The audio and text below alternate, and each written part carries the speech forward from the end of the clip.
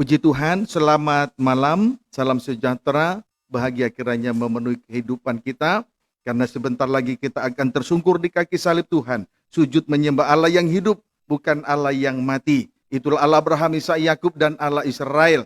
Berkuasa Tuhan dan Juru Selamat berdaulat atas kehidupan kita semua. Puji Tuhan, dan saya tidak lupa menyapa anak-anak Tuhan, hamba-hamba Tuhan yang sedang mengikuti pemberitaan firman Tuhan lewat live streaming video internet, YouTube, Facebook, dimanapun Anda berada. Selanjutnya, mari kita segera saja memperhatikan firman penggembalaan untuk ibadah doa penyembahan dari surat yang dikirim oleh Rasul Paulus kepada jemaat di Kolose. Kolose 3 ayat 19, silakan. Demikian firman Tuhan. Ya. Hubungan antara anggota-anggota rumah tangga. Ya. Hai suami-suami, Ya. kasihilah istrimu Ya. dan janganlah berlaku kasar terhadap dia. Puji Tuhan. Hai suami-suami, kasihilah istrimu dan janganlah berlaku kasar terhadap dia. Hal ini merupakan pernyataan Allah yang ditujukan langsung kepada suami-suami, supaya setiap suami tahu untuk mengasihi istrinya dengan benar. Puji Tuhan. Nasihat firman ini mau tidak mau harus diterima oleh seorang suami dengan segala kerendahan hatinya. Meskipun seorang suami adalah kepala atau pemimpin di dalam hubungan nikah dan rumah tangganya. Amin. Kemudian seorang suami di dalam hal mengasihi istrinya dapat kita temukan, dapat kita pelajari dari surat yang dikirim oleh Rasul Paulus kepada jemaat di Efesus pasal 5 ayat 25 sampai 29. Silakan. Demikian firman Tuhan. Ya. Kasih Kristus adalah dasar hidup suami istri. Ya. Hai suami, kasihilah istrimu sebagaimana Kristus telah mengasihi jemaat dan telah menyerahkan dirinya baginya. Ya, kasihilah istrimu. Ini perkara yang pertama. Terus Untuk menguduskannya sesudah ia menyucikannya dengan memandikannya dengan air dan firman. ya, Supaya dengan demikian ia menempatkan jemaat di hadapan dirinya dengan cemerlang, tanpa cacat atau kerut atau yang serupa itu. 28. Demikian juga suami harus Ya. mengasihi istrinya sama Untuk seperti yang kedua tubuhnya kali, sendiri. suami harus mengasihi istrinya sama seperti tubuhnya sendiri. Terus, Siapa yang mengasihi istrinya mengasihi dirinya sendiri. terus, Sebab tidak pernah orang membenci tubuhnya sendiri, tetapi mengasuhnya dan merawatinya sama seperti Kristus terhadap jemaat. puji Tuhan. Suami-suami di dalam hal mengasihi istrinya dinyatakan sebanyak 2 kali. Di sini kita melihat suami-suami di dalam hal mengasihi istrinya dinyatakan sebanyak 2 kali, yakni pada ayat 25 sampai dengan ayat 27. Kemudian 2 pada ayat 28 sampai dengan ayat 29. Amin. Hal yang pertama ayat 25 sampai dengan ayat 27 telah disampaikan, puji Tuhan, untuk beberapa seri. Puji Tuhan. Sekarang hal yang kedua ayat 28 sampai dengan ayat 29, di mana seorang suami harus mengasihi istrinya sama seperti tubuhnya sendiri. Amin. Hal yang kedua ayat 28 sampai 29, suami harus mengasihi istrinya sama seperti tubuhnya sendiri. Berarti siapa yang mengasihi istrinya sama dengan mengasihi dirinya sendiri. Mengapa demikian? Ayat 31. Mengapa demikian? Siapa mengasihi istrinya sama dengan mengasihi dirinya sendiri? Mengapa demikian? Ayat 31. Sebab itu laki-laki akan Ya. meninggalkan ayahnya dan Laki-laki ibunya akan meninggalkan ayah dan ibunya, terus dan bersatu dengan istrinya, sehingga keduanya itu menjadi puji satu daging. Tuhan. Sebab antara suami dan istrinya adalah menjadi satu daging oleh salib di Golgota. Suami dan istrinya sudah menjadi satu daging oleh salib di Golgota. Mengapa saya katakan oleh salib di Golgota? Sebab di sini dikatakan laki-laki akan meninggalkan ayahnya dan ibunya dan bersatu dengan istrinya. Jelas hal ini berbicara tentang salib di Golgota. Amin, saudaraku. Laki-laki akan meninggalkan ayah dan ibunya dan bersatu dengan istrinya. Ini berbicara tentang salib di Golgota. Sebagaimana Yesus dari surga turun ke dunia, menjadi sama dengan manusia dalam keadaan rendah hati. Puji Tuhan, sampai mati, bahkan mati di kayu salib. Amin, saudaraku. Puji Tuhan, itu berbicara tentang salib di Golgota. Laki-laki meninggalkan ayah dan ibunya dan bersatu dengan istrinya, itu berbicara tentang salib di Golgota. Bukti suami mengasihi istrinya, ayat 29.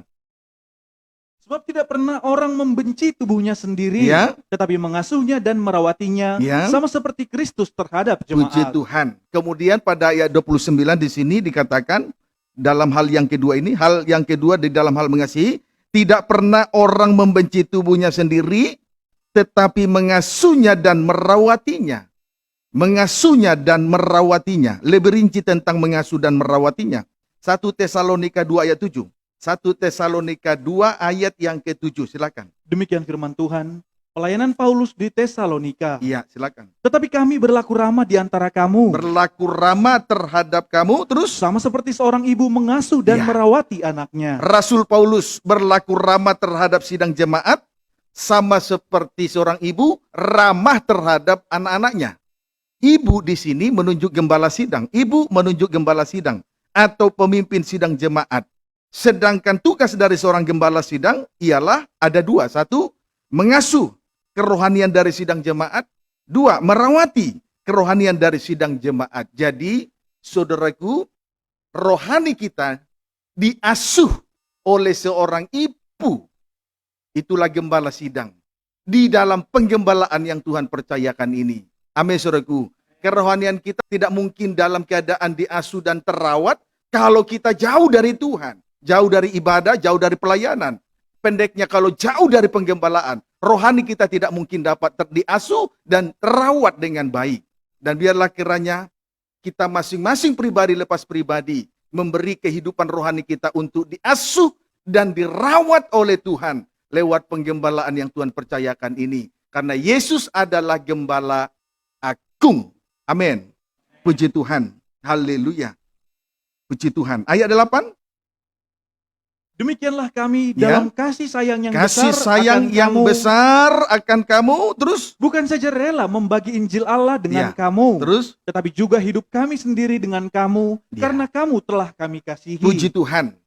Dalam kasih sayang yang besar terhadap sidang jemaat, Rasul Paulus rela membagi Injil Allah, kemudian rela membagi hidupnya demi sidang jemaat di Tesalonika. Dalam kasih sayang yang besar terhadap sidang jemaat yang dilayaninya, Rasul Paulus rela membagi Injil Allah, kemudian ia juga rela membagi hidupnya demi sidang jemaat di Tesalonika. Inilah keadaan, inilah kedudukan dari seorang gembala sidang di hadapan Tuhan, di tengah-tengah ibadah dan pelayanannya kepada sidang jemaatnya. Amin. Puji Tuhan. Ayat 9. Sebab kamu masih ingat saudara-saudara Ya, akan usaha dan jerih lelah kami. usaha dan jerih lelah Rasul Paulus di dalam melayani Tuhan, pemberitaan Injil kepada sidang jemaat di Tesalonika. Kemudian bagian B, Sementara kami bekerja siang malam, Rasul Paulus bekerja siang dan malam terus. supaya jangan menjadi beban bagi siapapun juga di antara kamu. Ya, terus. Kami memberitakan Injil Allah kepada kamu. Puji Tuhan. Singkatnya, Rasul Paulus bekerja siang malam dengan segala usaha dan jerih lelah di dalam hal memberitakan Injil. Dengan segala usaha dan jerih lelah di dalam hal memberitakan Injil. Pendeknya, di dalam hal memberitakan Injil, Rasul Paulus bekerja siang malam. Pendeknya, di dalam hal memberitakan Injil, Rasul Paulus bekerja siang malam. Berarti Rasul Paulus bekerja bukan hanya pada waktu siang hari, namun juga pada waktu malam hari. Amin, saudaraku. Puji Tuhan. Contoh bekerja di malam hari. Bekerja pada waktu malam hari. Contoh, Injil Lukas 2 ayat 8. Contoh, Injil Lukas 2 ayat 8. Silakan. Demikian firman Tuhan. Ya. Gembala-gembala. Gembala-gembala. Di daerah itu ada gembala-gembala yang tinggal di padang, Ya. menjaga kawanan ternak mereka pada waktu malam. Puji Tuhan. Haleluya. Gembala-gembala yang tinggal di padang menjaga kawanan ternak mereka pada waktu malam. Puji Tuhan. Gembala-gembala yang tinggal di padang menjaga kawanan ternak mereka, kawanan domba mereka pada waktu malam.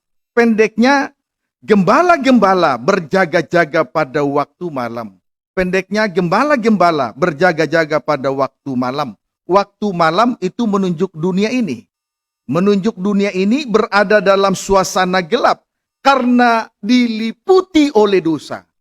Jadi dosa itulah yang menyebabkan sehingga dunia ini berada dalam gelap gulita. Amin, saudaraku. Jadi waktu malam menunjuk dunia ini berada dalam suasana gelap. Mengapa? Karena telah diliputi oleh dosa, dinaungi oleh dosa. Sehingga dunia ini berada dalam gelap malam. Dalam suasana semacam ini, tentu saja gembala-gembala dituntut ekstra. Puji Tuhan, dituntut ekstra berjaga-jaga dan senantiasa tinggal di padang penggembalaan. Puji Tuhan. Amin, saudaraku. Saudara, sedikit cerita lewat wabah corona ini, kami sebagai gembala sidang semakin saudaraku dituntut untuk tetap tinggal di padang penggembalaan. Susah senang tetap tinggal di padang penggembalaan. Seorang gembala tidak boleh seenaknya, sesuka hati tinggalkan padang penggembalaan. Amin, saudaraku. Puji Tuhan. Jadi dari perkara ini kita bisa kita memetik hikmahnya bahwa wabah corona ini merupakan berkat secara rohani, berkat tersendiri dalam bentuk rohani bagi kita semua. Amin, saudaraku. Puji Tuhan, kiranya dapat dipahami dengan baik. Puji Tuhan. Sekarang ayat 9 sampai ayat 10. Tiba-tiba berdirilah seorang malaikat Tuhan di dekat mereka. Ya. Dan kemuliaan Tuhan bersinar meliputi mereka. Tiba-tiba berdirilah seorang malaikat Tuhan di dekat mereka. Dan kemuliaan Tuhan bersinar meliputi mereka. Terus? Dan mereka sangat ketakutan. Puji Tuhan. Terus? Lalu kata malaikat itu kepada mereka. Ya. Jangan takut. Ya. Sebab sesungguhnya aku memberitakan kepadamu kesukaan besar untuk seluruh bangsa. Puji Tuhan. 9 dan 10. Tujuan gembala-gembala berjaga-jaga pada waktu malam ialah untuk menantikan berita dari surga. Tujuan gembala-gembala berjaga-jaga pada waktu malam ialah untuk menantikan berita dari surga. Dengan kata lain, menerima pembukaan firman dari Allah dari surga. Untuk selanjutnya disampaikan kepada sidang jemaat sebagai kawanan domba Allah. Amin, saudaraku. Kiranya dapat dipahami dengan baik. Inilah tugas dari gembala-gembala. Pada waktu malam, berjaga-jaga, menjaga ternak atau kawanan domba mereka untuk menantikan berita dari surga, menantikan pembukaan firman Allah untuk selanjutnya disampaikan kepada sidang jemaat sebagai kawanan domba Allah. Amin, saudaraku. Puji Tuhan, itu tugas daripada gembala-gembala. Harus tetap tinggal di padang penggembalaan, tidak boleh sesuka hati meninggalkan padang penggembalaan. Harus tetap berjaga-jaga. Pada waktu malam harus tetap berjaga-jaga. Puji Tuhan. Haleluya. Supaya jangan seperti terlihat rohani pada waktu siang. Karena semua orang saat melayani persis seperti malaikat. Kiranya dapat dipahami dengan baik. Tetapi seorang gembala dituntut untuk berjaga-jaga pada waktu malam. Untuk menantikan berita dari surga. Itulah pembukaan firman. Selanjutnya disampaikan kepada sidang jemaat. Sebagai kawanan domba Allah. Amin. Puji Tuhan. Kita harus mau diluruskan oleh kebenaran firman Allah. Puji Tuhan. Sesungguhnya berita dari surga adalah kesukaan besar untuk seluruh bangsa. Sesungguhnya berita dari surga atau pembukaan firman Allah merupakan kesukaan besar untuk seluruh bangsa. Mengapa demikian? Sebab berita dari surga bukan berita dari laut. Berita dari surga bukan berita dari laut, dari bumi. Amin, saudaraku. Tadi saya sudah katakan berita dari surga adalah merupakan kesukaan besar untuk seluruh bangsa. Seluruh bangsa tanpa terkecuali. Mengapa demikian? Sebab berita dari surga atau pembukaan firman Allah bukan berita dari laut. Dan juga bukan berita dari bumi. Melainkan berita dari surga. Kiranya dapat dipahami dengan baik. Sedikit saya tambahkan soal berita dari laut dan bumi. Berita dari bumi itu menunjuk ajaran palsu dari nabi-nabi palsu. Berita dari bumi menunjuk ajaran palsu dari nabi-nabi palsu. Wahyu 13 ayat 11 sampai 12. Nanti dibaca di rumah masing-masing. Puji Tuhan, binatang yang keluar dari dalam bumi itu menunjuk nabi-nabi palsu. Puji Tuhan, wujudnya memang seperti anak domba bertanduk dua. Tapi kalau berbicara persis seperti naga, berarti nabi palsu. Kemudian di dalam Injil Matius pasal 7 ayat 15, nabi-nabi palsu digambarkan seperti serigala, berbulu domba. Puji Tuhan. Kiranya dapat dipahami dengan baik. Amin, saudaraku. Puji Tuhan. Saudaraku, berita dari bumi disebut juga dengan firman yang ditambahkan. Disebut juga dengan firman ditambahkan. Ditambahkan artinya seorang hamba Tuhan menyampaikan 1 dan 2 ayat firman Tuhan. Lalu ditambahkan atau disertai dengan cerita-cerita isapan jempol, dongeng nenek-nenek tua, tahayul-tahayul, filsafat-filsafat kosong dan lain sebagainya. Sama dengan 1 dan 2 ayat firman diperjelas dengan cerita si kancil, diperjelas dengan cerita si buaya, diperjelas lagi dengan si kura-kura. Cerita dunia ini. Itu sesuatu yang tidak mungkin. 1-2 ayat firman tidak bisa diperjelas, diperkuat oleh cerita isapan jempol, ditambahkan dengan cerita si kancil, si buaya, si kura-kura dan lain sebagainya. Itu sesuatu yang mustahil untuk sanggup menyucikan kehidupan daripada sidang jemaat sebagai kawanan domba Allah. Amin. Puji Tuhan. Haleluya. Kemudian dari laut menunjuk ajaran antikris. Dari laut menunjuk ajaran antikris.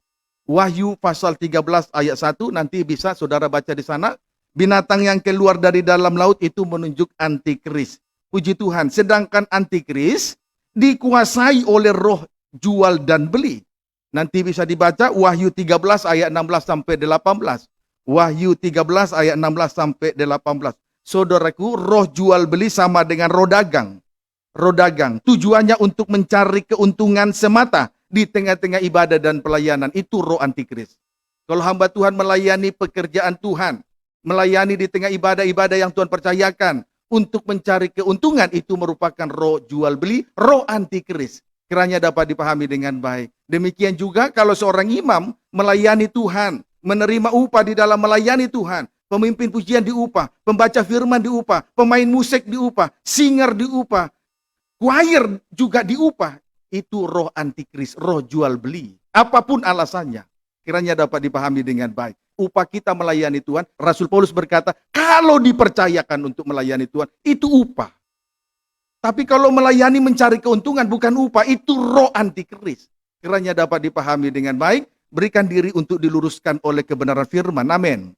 Kemudian saudaraku, roh jual beli disebut juga dengan firman yang dikurangkan. Tadi berita dari laut, dari bumi, firman yang ditambahkan. Sedangkan berita dari laut disebut juga dengan firman yang dikurangkan. Dikurangkan artinya pengajaran firman Allah yang benar dan murni, yakni berita salib, dikurangkan atau diganti dengan 2 hal. Dikurangkan artinya pengajaran firman Allah yang benar dan murni, yakni berita salib, dikurangkan atau diganti dengan 2 hal, yaitu 1, teologi kemakmuran. Artinya orang Kristen tidak boleh miskin, harus kaya. Ini teologi kemakmuran. Puji Tuhan. Kalau begini cara berpikir seorang hamba Tuhan, lalu pemahaman itu ditransferkan kepada sidang jemaat, itu yang disebut teologi kemakmuran. Puji Tuhan. Kiranya dapat dipahami dengan baik. Kemudian 2, diganti dengan tanda-tanda heran ataupun mukjizat-mukjizat semata. Puji Tuhan. 2, diganti dengan tanda-tanda heran ataupun mukjizat-mukjizat semata.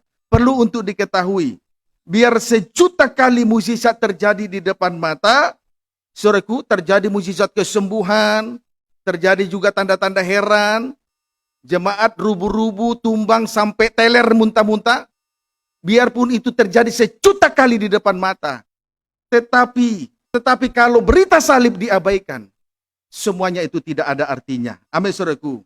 Tidak ada artinya. Kiranya dapat dipahami dengan baik. Pendeknya, berita dari laut dan berita dari bumi. Bukan berita dari surga, bukan berita keselamatan, bukan berita untuk bangsa-bangsa. Kiranya dapat dipahami dengan baik. Amin, saudaraku. Puji Tuhan. Haleluya. Sejauh ini bisa diikuti? Puji Tuhan, itu sejenak berita dari laut dan berita dari bumi, bukan berita dari surga. Kiranya dapat dipahami dengan baik. Nah, selanjutnya, marilah kita melihat dan memperhatikan dengan seksama berita dari surga. Injil Lukas pasal 2, ayat 11 sampai dengan ayat 12. Silakan. Demikian firman Tuhan. Ya. Hari ini telah lahir bagimu Ya. juru selamat, yaitu Kristus Tuhan di kota Daud. Terus? Dan inilah tandanya bagimu. Ya. Kamu akan menjumpai seorang bayi dibungkus dengan lampin dan terbaring di dalam palungan. Puji Tuhan. Haleluya. Kristus Tuhan yang dilahirkan itu adalah merupakan berita dari sorga. Dan berita ini merupakan berita keselamatan dan kesukaan besar untuk seluruh bangsa tentunya. Amin. Puji Tuhan. Haleluya. Tanda atau ciri berita dari sorga ada dua. Satu, dibungkus dengan lampin. Dua, terbaring di dalam palungan. Puji Tuhan. Tentang dibungkus dengan lampin telah disampaikan pada minggu yang lalu. Tetapi yang pasti lampin menunjuk kota 4 persegi. Lampin itu menunjuk kota 4 persegi, yakni Yerusalem baru. Nanti bisa saudara baca Wahyu 21 ayat 16. Berarti berita dari sorga, berita yang menyelamatkan itu dibungkus atau dikemas dengan rapi oleh pengajaran mempelai dalam terangnya tabernakel. Amin, saudaraku. Jadi berita dari sorga, puji Tuhan, berita keselamatan itu dibungkus dengan lampin, dibungkus dengan rapi oleh pengajaran mempelai dalam terangnya tabernakel. Itu berita keselamatan. Dibungkus dengan rapi oleh pengajaran mempelai. Itu berita keselamatan. Amin, saudaraku. Puji Tuhan. Kiranya dapat dipahami dengan baik. Dikemas dengan pengajaran mempelai dalam terangnya tabernakel. Kenapa saya katakan dalam terangnya tabernakel? Coba tampilkan tabernakel. Ruangan Maha Suci. Ini. Puji Tuhan. Ruangan Maha Suci itu bentuknya 4 persegi. Puji Tuhan. Itu menunjuk kota Yerusalem baru karena bentuknya 4 persegi. Sebab panjang dan lebarnya sama.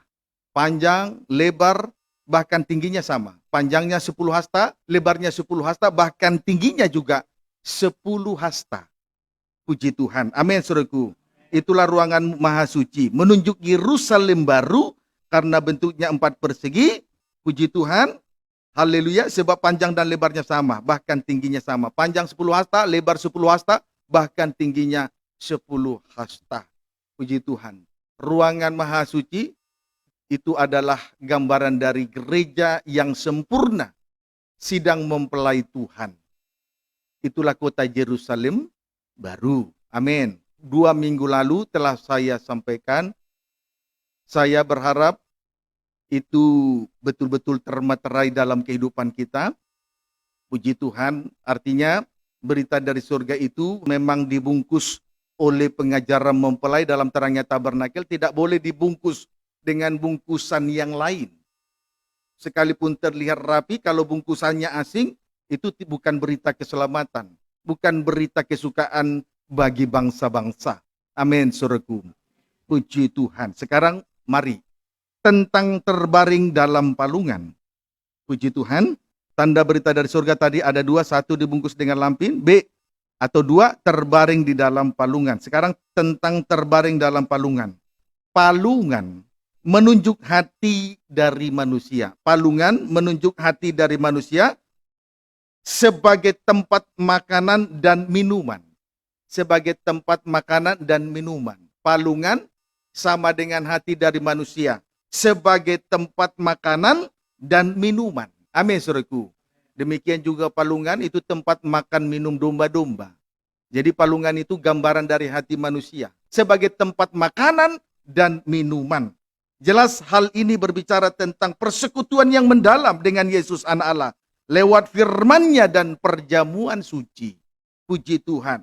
Jelas hal ini berbicara tentang persekutuan yang mendalam dengan Yesus Anak Allah lewat firman-Nya dan perjamuan suci. Pendeknya, palungan adalah hati manusia sebagai tempatnya firman Allah, makanan dan minuman. Firman Allah itu makanan dan minuman rohani kita semua. Amin. Puji Tuhan. Pendeknya, palungan adalah hati manusia sebagai tempatnya firman Allah yang merupakan makanan dan minuman rohani kita masing-masing. Sejenak saja kita membaca Amsal 3 ayat 3. Amsal 3 ayat 3. Kemudian Amsal 7 ayat 1 sampai 3. Amsal 3 ayat 3.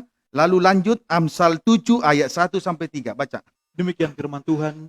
berkat dari hikmat. Ya, berkat dari hikmat, berkat dari pembukaan firman Tuhan. Terus Janganlah kiranya kasih dan setia meninggalkan engkau. bagian B, Kalungkanlah itu pada lehermu, ya, tuliskanlah Ya. itu pada loh hatimu. tuliskanlah itu pada loh hatimu. Lanjut Amsal 7 ayat 1 sampai 3. Hai anakku, Hai anakku, berpeganglah pada perkataanku, ya, terus dan simpanlah perintahku dalam ya, hatimu. simpanlah perintah Tuhan dalam hati kita masing-masing. Amin. Amin. Ayat 3 langsung.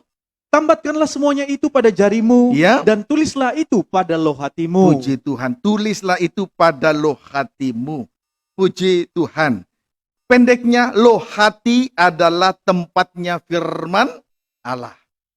Pendeknya, dari Amsal 3 dan Amsal 7, kita ambil kesimpulannya, loh hati adalah tempatnya sebagai tempatnya firman Allah. Biarlah kiranya kita memberi kesempatan, saudaraku, bagi firman Allah untuk mendapat tempat di dalam hati. Mengapa? Karena hati kita memang tempatnya firman Allah. Puji Tuhan, jangan gunakan hati ini untuk menjadi tempat untuk perkara-perkara yang lain. Apalagi untuk perkara yang tak suci. Biarlah kita khususkan hati ini sebagai tempatnya firman Tuhan. Bukan tempat untuk yang lain-lain, bukan tempat untuk yang jahat dan najis. Amin. Kiranya dapat dipahami dengan baik. 2 Korintus 3 ayat 3. Terkait dengan itu, kita sambungkan langsung dengan 2 Korintus 3 ayat 3. Demikian firman Tuhan, pelayan-pelayan perjanjian yang baru. Karena telah ternyata bahwa kamu adalah surat Kristus yang ditulis oleh pelayanan kami, ditulis bukan dengan tinta, tetapi dengan roh dari Allah yang hidup. Bukan pada loh-loh batu, Bukan pada loh-loh batu, terus melainkan pada loh-loh daging. melainkan pada loh-loh daging, Yaitu- loh daging, loh rohani, terus Yaitu di dalam hati di manusia. dalam hati manusia. Puji Tuhan. Haleluya. Kalau hati manusia menjadi tempatnya firman Allah, maka seseorang menjadi surat pujian atau surat Kristus yang dapat dibaca dan dikenal oleh setiap orang. Puji Tuhan. Amin, saudaraku. Haleluya. Biarlah firman itu mendapat tempat dituliskan atau dimateraikan oleh Roh Kudus pada loh-loh daging, yaitu pada loh hati kita masing-masing. Sehingga dengan demikian kita semua menjadi surat Kristus, surat pujian yang dapat dibaca dan dikenal oleh setiap orang. Baik perkataan kita dikenal oleh setiap orang. Baik perbuatan gerak-gerik sekecil apapun dikenal, dapat dibaca, dapat dikenal oleh setiap orang. Amin, saudaraku. Puji Tuhan. Haleluya. Nah, Amsal 27 ayat 19. Amsal 27 ayat 19, silakan. Demikian firman Tuhan. Ya. Seperti air mencerminkan wajah, Seperti air yang jernih dapat mencerminkan wajah. Mencerminkan wajah. Puji Tuhan. Haleluya. Kemudian, demikianlah hati Nah, manusia mencerminkan manusia itu. puji Tuhan.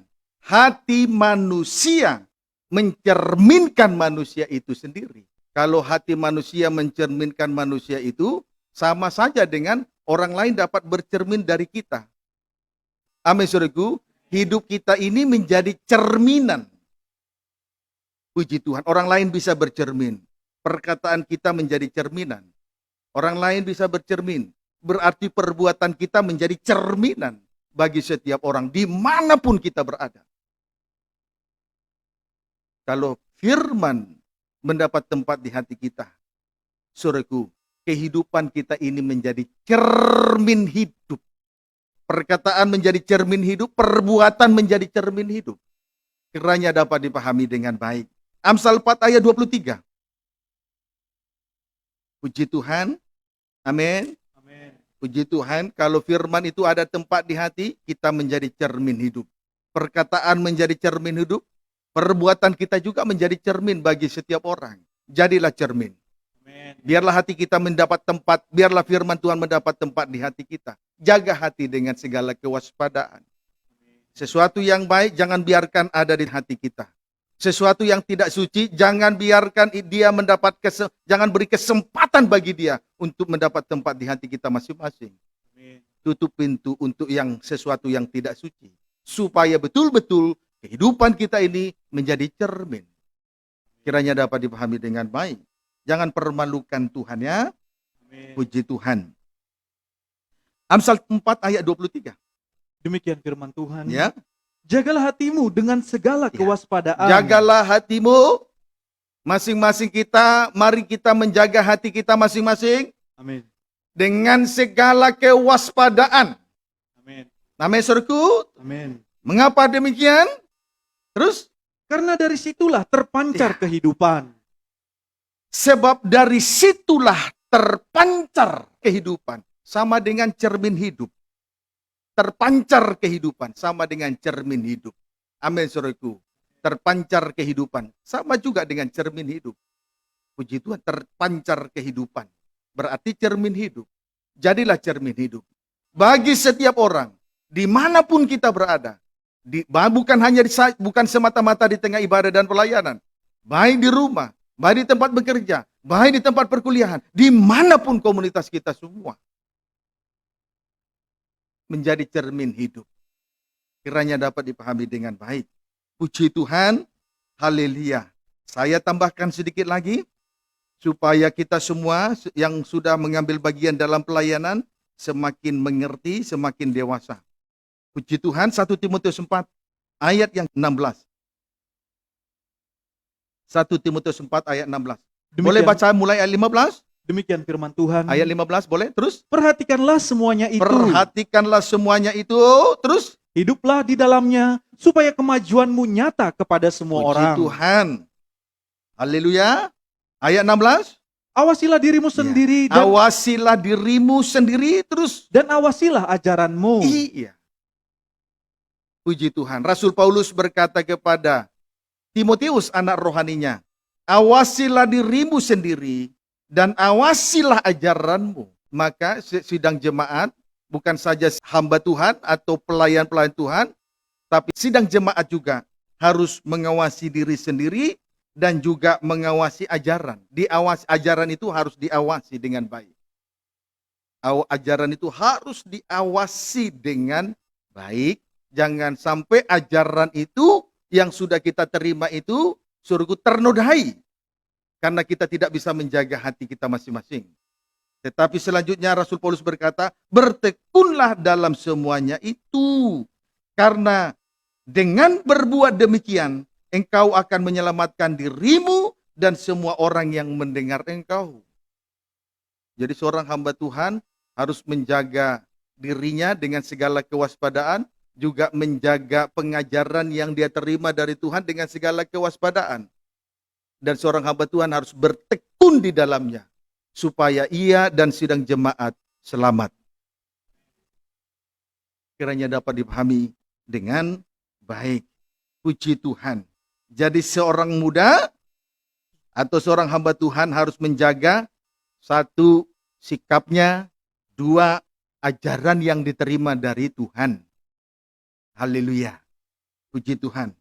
Contoh sekarang sebaliknya. Contoh tidak menjaga hati dengan baik. Kita lihat gambaran atau contoh tidak menjaga hati dengan baik. Yesaya 28 ayat 7-8. Terlebih dahulu, silakan. Demikian firman Tuhan. Ya. Terhadap pemimpin-pemimpin Yerusalem. Ya, pemimpin-pemimpin Yerusalem itu lagi hamba-hamba Tuhan atau gembala sidang, karena kita semua ada di Yerusalem, ada di tengah-tengah ibadah dan pelayanan, itulah tata kerajaan surga. Yerusalem baru. Amin. Amin. Puji Tuhan, marilah kita melihat kondisi dari pemimpin-pemimpin Yerusalem ini pada ayat 7 terlebih dahulu. Tetapi orang-orang di sini pun pening karena anggur Pening karena anggur, terus dan pusing karena arak. pusing karena arak, terus Baik imam maupun nabi pening Imam, karena arak. nabi pening karena arak, pening karena tua, selain karena tua, apalagi Kacau oleh anggur. kacau oleh anggur yang memabukkan, terus Mereka pusing oleh arak. ya, Pening pada waktu melihat penglihatan. terus Goyang pada waktu memberi keputusan. puji Tuhan. Haleluya. Ayat 7 ini merupakan gambaran dari seorang hamba Tuhan yang hidup di dalam hawa nafsu daging. Ayat 7 ini merupakan gambaran dari seorang hamba Tuhan atau gembala sidang atau pemimpin sidang jemaat yang hidup di dalam hawa nafsu daging. Lihat ya, kalau seorang gembala sidang, pemimpin sidang rumah Tuhan hidup di dalam hawa nafsu daging, akibatnya satu, pening atau pusing atau sakit kepala pada waktu melihat penglihatan. Pada waktu melihat penglihatan. Puji Tuhan, artinya pusing melihat penyucian, pusing melihat hal-hal yang mulia dan indah dari surga. Mengapa demikian? Karena perkara itu bertentangan dengan tabiat daging. Dapat dipahami saudaraku, puji Tuhan. Akibat kalau hamba Tuhan, pemimpin sidang jemaat hidup di dalam hawa nafsu daging, akibatnya ada dua. Satu, pening atau pusing atau sakit kepala pada waktu melihat penglihatan. Kan ini sesuatu yang aneh, bukan? Kalau kita kaitkan dengan pribadi Rasul Paulus, dia bahagia sekali ketika dia diangkat ke tingkat yang ketiga dari surga. Di situ dia mendapat penglihatan-penglihatan. Dalam suasana yang demikian, Rasul Paulus mengalami kebahagiaan. Walaupun hal itu tidak dia sombongkan kepada sidang jemaat. Tapi tentu saja dia mengalami kebahagiaan. Tetapi di sini kita melihat, hamba Tuhan justru, pemimpin sidang jemaat justru pusing, pening. Atau pusing, atau sakit kepala pada waktu melihat penglihatan. Artinya, pusing melihat kalau terjadi penyucian. Pusing melihat hal-hal yang mulia dari surga. Mengapa? Karena perkara-perkara yang dari surga sangat bertentangan dengan tabiat daging. Coba saja kalau dinyatakan penyucian lewat berita salib, dosa dikoreksi, dosa disucikan, pasti pusing, pasti sakit kepala melihat penglihatan semacam itu. Nah, sekarang bagaimana dengan kondisi rohani kita? Kalau masih pusing dengan penyucian firman yang terjadi, tanda kehidupan semacam ini masih dikuasai oleh hawa nafsu daging. Itu tidak bisa tidak. Saya berani mengatakan, terlalu banyak orang Kristen hidup di dalam hawa nafsu daging. Apa buktinya? Tidak suka mengalami penyucian. Tidak suka dengan penglihatan-penglihatan dari sorga. Itulah penyucian. Bagaimana? Adakah kita pusing dengan penglihatan dari sorga? Apakah kita pusing kalau penyucian dinyatakan lewat berita salib? Dosa dikoreksi? Kalau masih pusing, baik hamba Tuhan maupun sidang jemaat masih dikuasai oleh tabiat daging, itu tidak mungkin tidak. Dahulu kita awal pertama dengar pengajaran mempelai suka panas hati. Mengapa? Karena masih manusia daging. Dapat dipahami saudaraku? Puji Tuhan. Haleluya. Kemudian akibat yang kedua, hidup dalam hawa nafsu daging. Akibatnya yang kedua, goyang pada waktu memberi keputusan. Goyang pada waktu memberi keputusan. Artinya tidak mempunyai ketetapan hati. Itu goyang. Tidak punya ketetapan hati. Goyang itu tidak punya ketetapan hati. Sama halnya dengan orang yang mendua hati. Sebentar begini, sebentar begitu. Sebentar begini, sebentar begitu. Tidak punya ketetapan di hati. Maka kalau yang benar adalah ikut Tuhan, ikutlah sungguh-sungguh.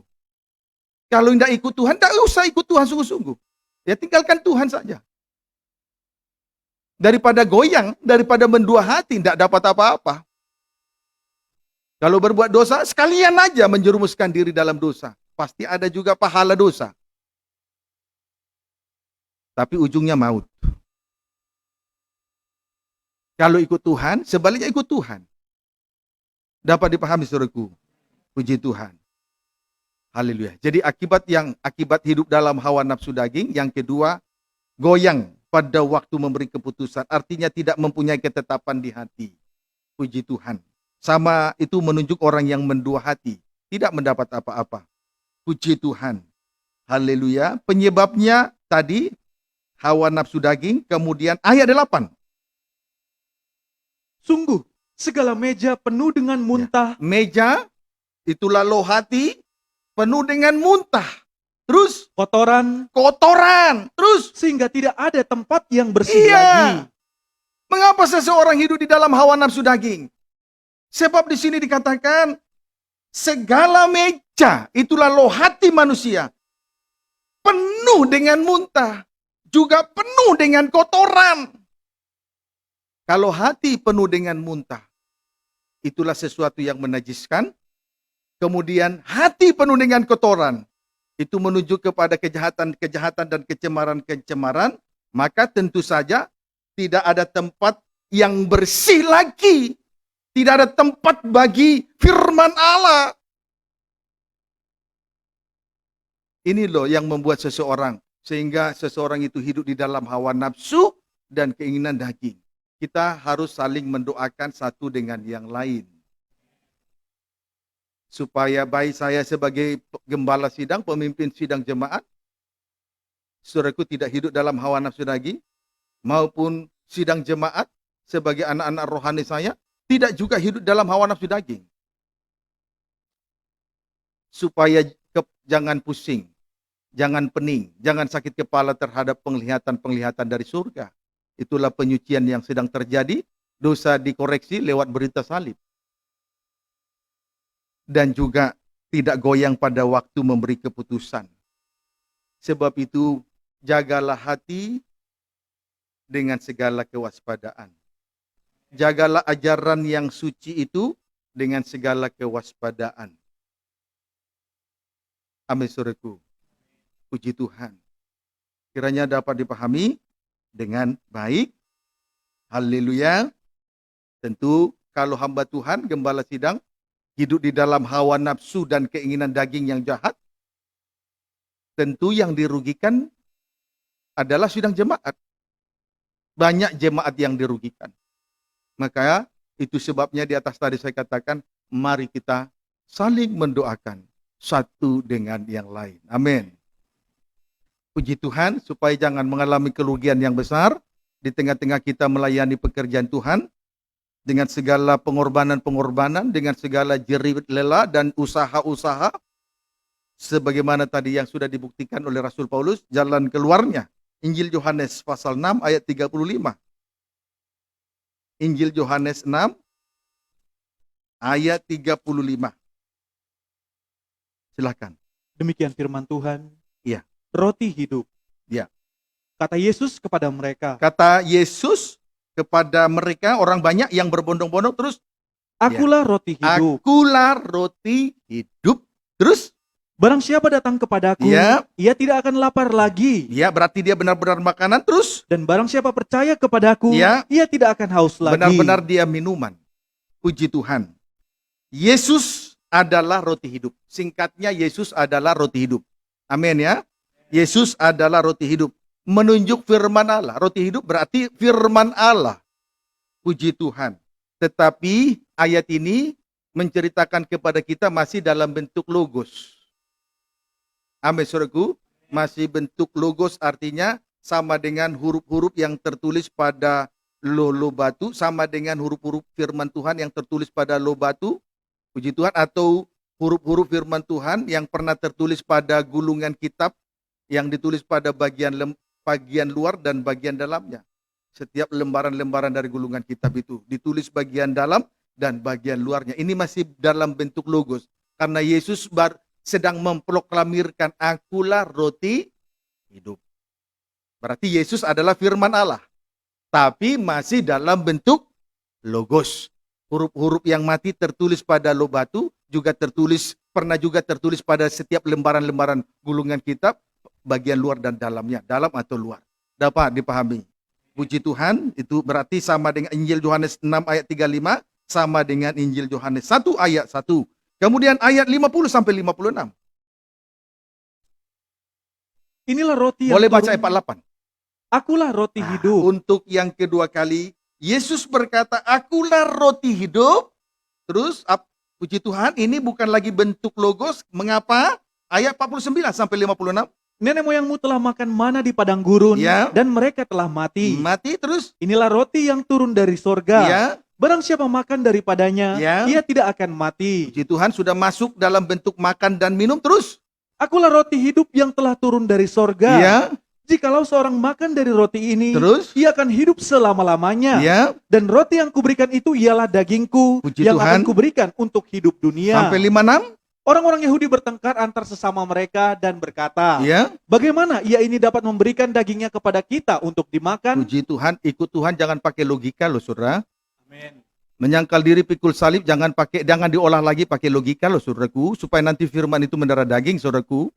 Amin, saudaraku. Amin. Puji Tuhan. Terus. Maka kata Yesus kepada mereka, Ya. aku berkata kepadamu, Ayat 53 sampai 56. Terus. Aku Sesungguhnya- berkata kepadamu terus. sesungguhnya jikalau kamu tidak makan daging anak manusia Makan daging anak manusia, roti hidup dalam bentuk sudah dimakan, terus dan minum darahnya, sudah diminum.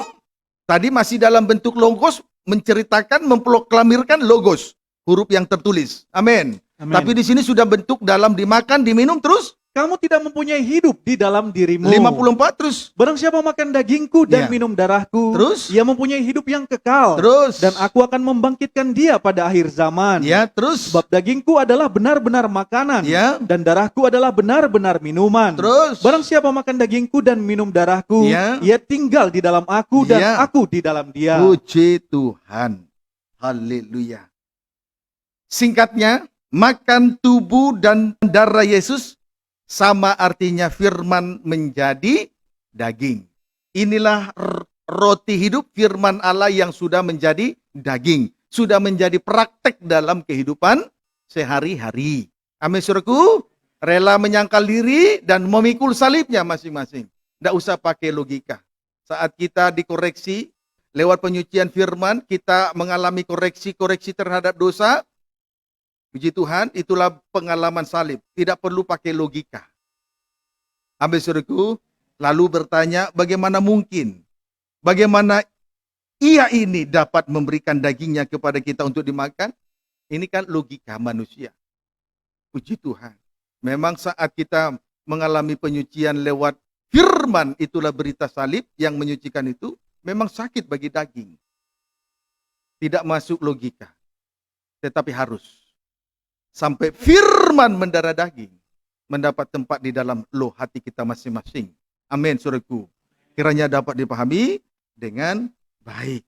Puji Tuhan. Nanti di situ akan terjadi keajaiban dari surga, dari Allah.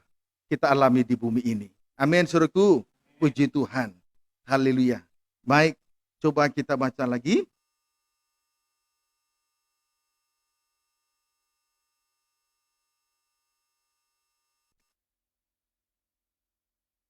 Ayat 54 sampai dengan ayat 58. Barang siapa makan dagingku dan Ya. minum darahku, Ya, ia mempunyai hidup yang kekal, dan aku akan membangkitkan dia pada akhir zaman. lihat keuntungan kalau firman sudah menjadi daging. Yang pertama, dibangkitkan pada akhir zaman. Kemudian yang kedua, ayat 56 sampai 57. Barang siapa makan dagingku dan minum darahku, Ya, ia tinggal di dalam aku dan aku di dalam dia. terus Sama seperti Bapa yang hidup mengutus aku dan aku hidup oleh Bapa. Demikian juga barang siapa yang memakan aku akan hidup Ya. oleh aku. kalau firman menjadi daging, mendapat tempat di dalam hati, saudaraku, kita satu dengan Tuhan. Amin. Kita menjadi satu dengan Tuhan, saudara. Amin. Puji Tuhan. Haleluya. Kemudian yang ketiga, ayat 58, terus. Inilah roti yang telah turun dari sorga. Ya, Bukan roti seperti yang dimakan nenek moyangmu Ya. dan mereka telah mati. terus. Barang siapa makan roti ini, ia akan hidup selama-lamanya. Barang siapa makan roti ini, ia akan hidup selama-lamanya. Hidup selama-lamanya berarti hidup kekal di dalam kerajaan surga. Puji Tuhan, hidup kekal. Pengertian lain dari hidup kekal, dosa tidak berkuasa lagi. Amin, saudaraku. Dosa tidak berkuasa lagi. Puji Tuhan. Mengapa ada waktu? Mengapa ada hari? Mengapa ada minggu? Mengapa ada bulan? Mengapa ada tahun? Singkatnya, mengapa ada waktu? Itu semua kan hari-hari, minggu-minggu, bulan-bulan, tahun-tahun yang kita lalui, itu menunjuk kepada waktu. Mengapa ada waktu? Waktu ada sejak dosa berkuasa di bumi ini, saudaraku. Sebelum dosa ada, tidak ada waktu, no limit. Hidup kekal. Amin, saudaraku. Nanti kalau kita berada dalam hidup kekal, tidak ada lagi waktu, berarti tidak ada lagi dosa. Amin. Itulah firman kalau menjadi daging. Jadi keuntungannya satu, saudaraku, dibangkitkan pada hari, berada dalam suasana kebangkitan. Yang kedua, satu dengan Tuhan. Tiga, hidup kekal. Tidak, dosa tidak berkuasa lagi. Kiranya dapat dipahami dengan baik. Amin, saudaraku. Puji Tuhan. Inilah berita dari surga. Berita yang menyelamatkan. Berita kesukaan bagi bangsa-bangsa. Diparingkan dalam palungan. Terbaring dalam palungan. Biarlah firman itu mendapat tempat di dalam hati kita. Sesuatu yang tidak baik, sesuatu yang tidak suci, sesuatu yang jahat, cemar dan najis tidak mendapat tempat di dalam hati kita. Karena itu semuanya gambaran dari muntahan dan kotoran. Kalau dalam ejaan lama disebut tahi. Mohon maaf, tahi. Kotoran itu tahi, tapi ejaan baru disebut kotoran. Puji Tuhan. Haleluya. Jangan ada lagi muntahan. Sesuatu yang najis ya. Jangan lagi ada kotoran, sesuatu yang jahat. Supaya betul-betul tiga keuntungan besar menjadi bagian kita. Dibangkitkan, satu dengan Tuhan, hidup kekal berarti dosa tidak berkuasa, no limit. Tuhan Yesus memberkati kita semua, inilah puncaknya penyembahan. Amin, saudaraku. Hidup dalam kebahagiaan kekal, tidak ada lagi dosa, atau no limit, itu suasana penyembahan. Mari kita tersungkur di kaki salib Tuhan, sujud menyembah Allah yang hidup. Puji Tuhan.